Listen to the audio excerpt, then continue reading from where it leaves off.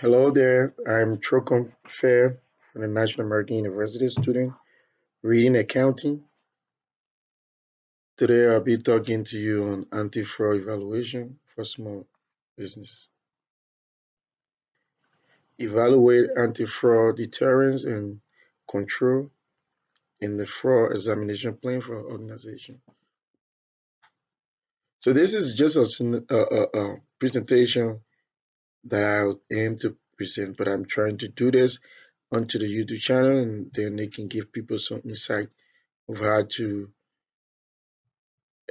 tackle or some way to evaluate and fraud. To commit fraud is to deceive somebody. Financial fraud is committed with the intention to make financial gain, and that is the most intended issue or purpose of financial fraud. Small business have struggled particularly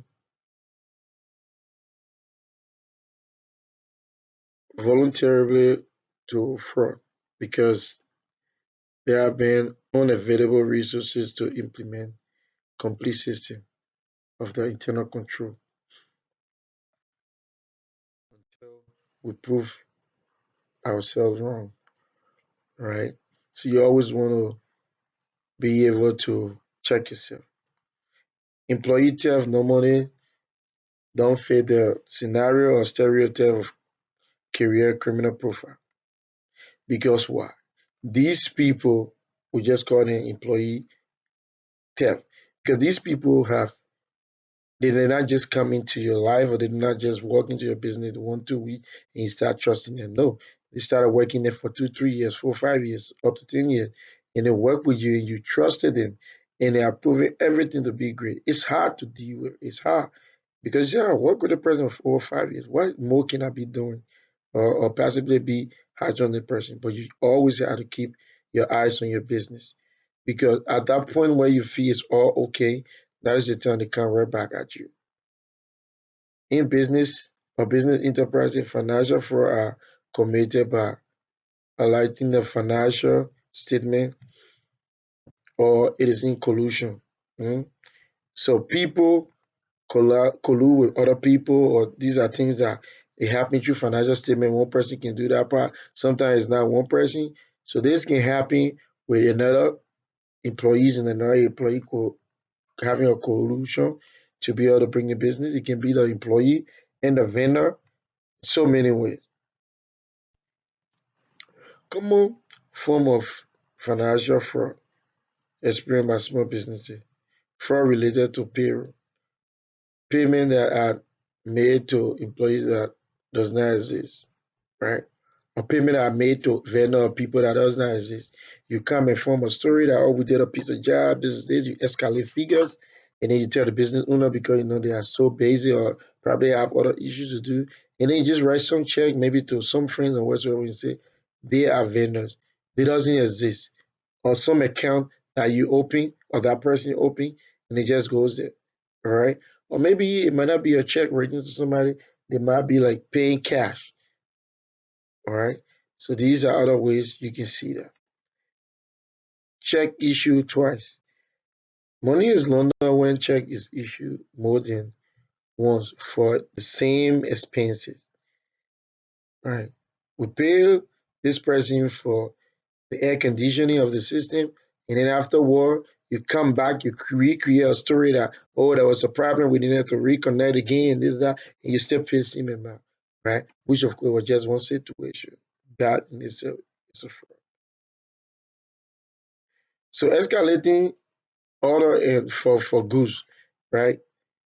Because some people work on commission. Trust me, some people do work on commission, and in order to do so, somebody got escalate figures or escalate the goods or business transaction just because they want to get some level of bonuses or some level of compensation money into their pocket.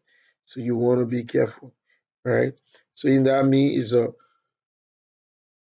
sequentially used code is a goods result in booking more payment to vendors, intending to pocket amount taken from the company, right?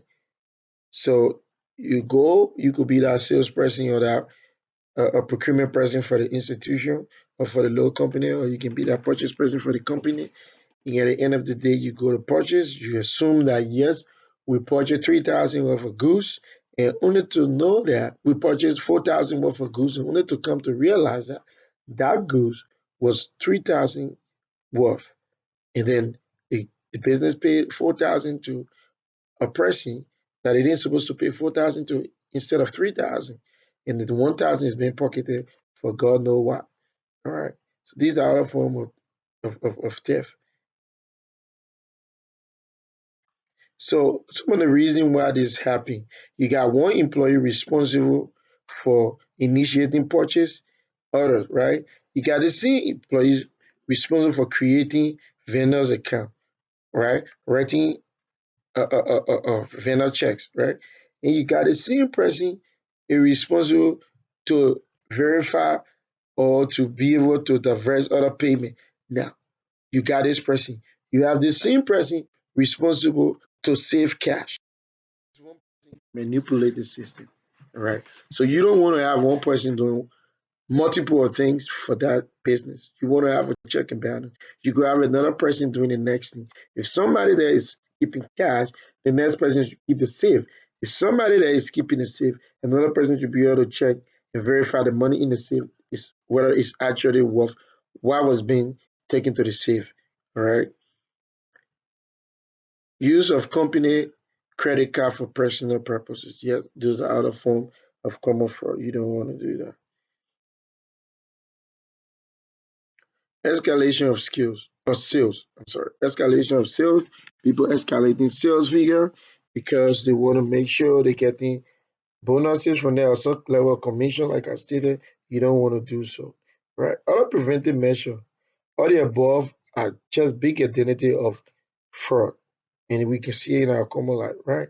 In other people common business transaction. We read about it, we can hear about it on the news and other places, right? So you want to make sure you're always checking your business transaction, financial statement, and making sure putting the necessary things into place for your business internal control, right? If you have one person that is responsible for bank statement, transaction, entrusting that person is not an easy thing, right? The responsibility of that person, that responsibility should be for more people. Meaning, what do I mean?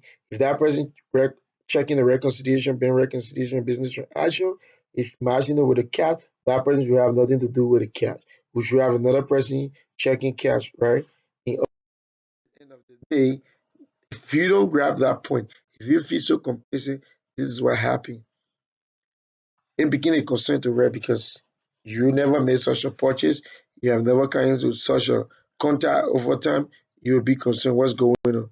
And then you try to realize you have to revisit your finance.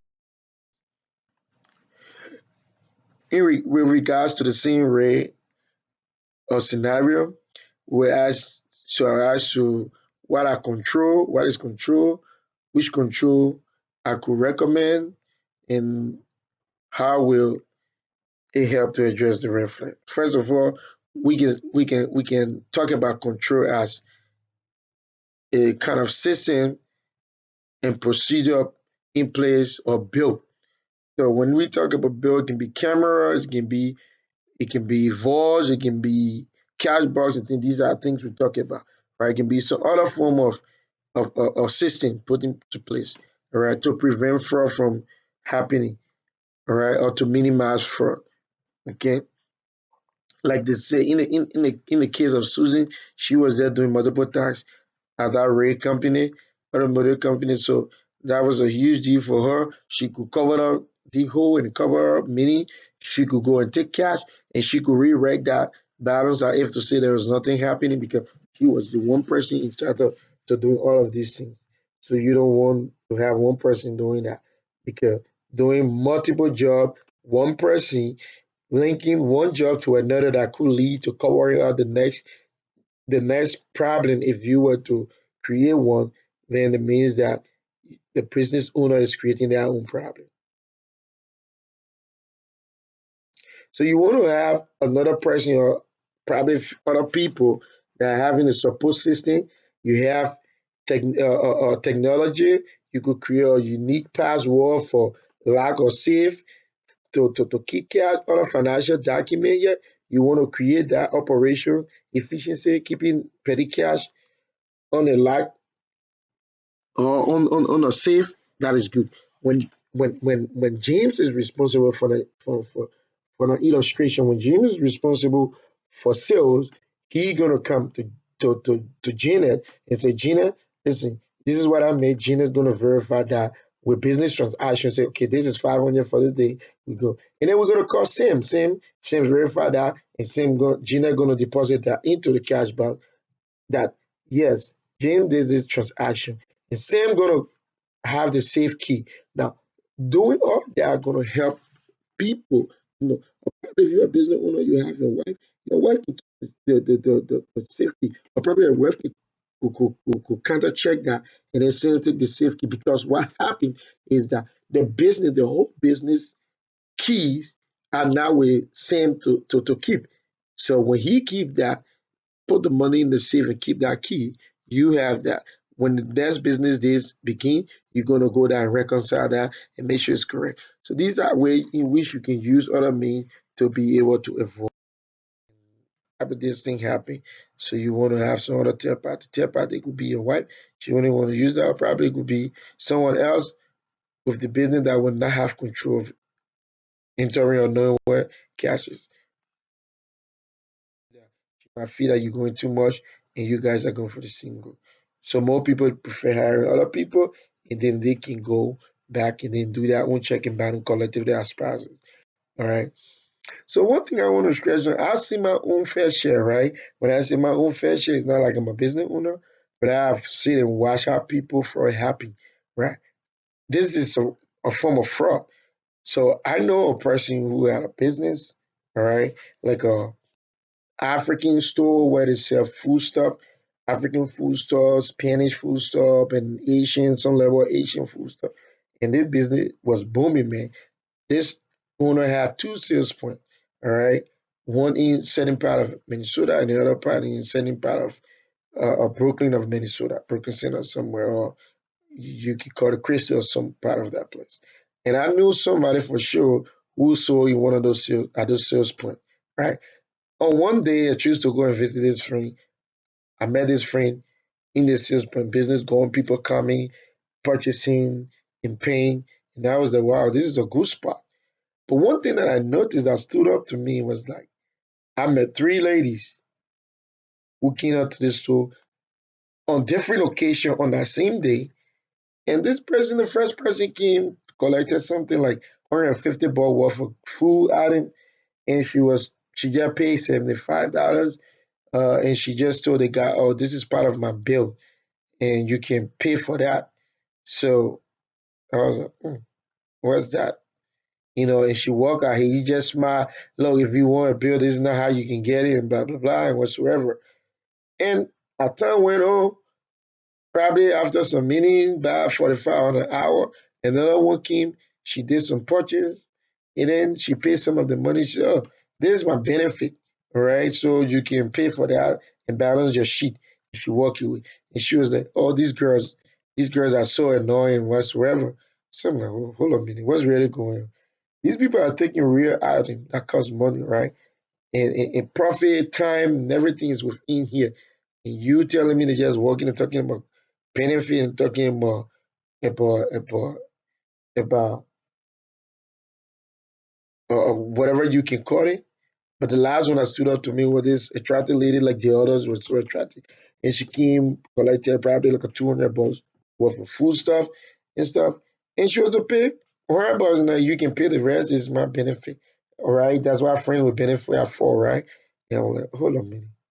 How many other ladies are out there? All right. So these people probably been noticing that because in that store, at some point there wasn't camera, but later did we know and we saw cameras were being put into that store. But I don't think he was really, really looking at what happened, right? because they create a scene that that store was broken into, so they brought camera. So all probably he thought it was just for an intruder after business hour. Okay, but now no, I think these people they were watching everything that goes on, probably recording it through audio too. All right, and at some point this went on. I wasn't there every day now, trust me, but I believe that this went on and on. At some point today, as I'm telling you, that identical store have been resold or have been sold to someone else.